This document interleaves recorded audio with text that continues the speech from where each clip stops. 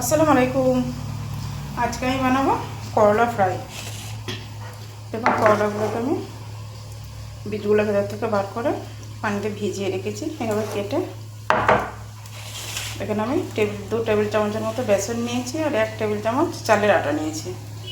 এর মধ্যে এবারে জিরে গুঁড়ো, লঙ্কা গুঁড়ো, এটা হচ্ছে চাট মশলা, হলুদ গুঁড়ো, নুন, একটু লেবুর রস দেবো। এটা হচ্ছে গরম করা রান্নার তেল। দেখুন এতে এক্সট্রা পানি ব্যবহার হবে না। দিলাম,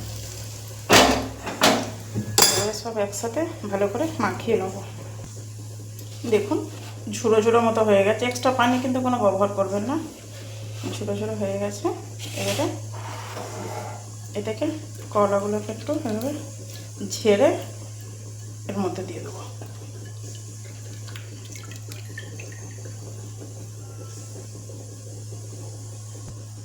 এবারে সব একসাথে এভাবে মাখিয়ে নেব।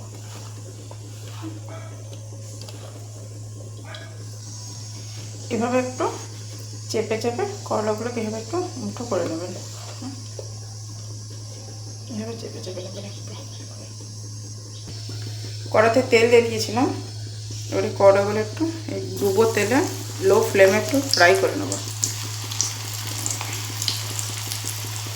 একটু লো ফ্লেমে রাখবেন প্রথমে।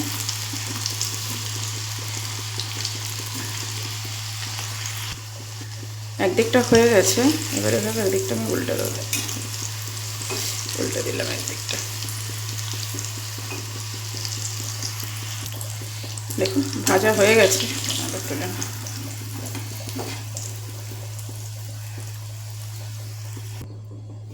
দেখুন করলা ফ্রাই রেডি। এভাবে করলাকে বানালে না তেতো কম লাগে, টেস্টি খেতে, তবে তেতো কম লাগে।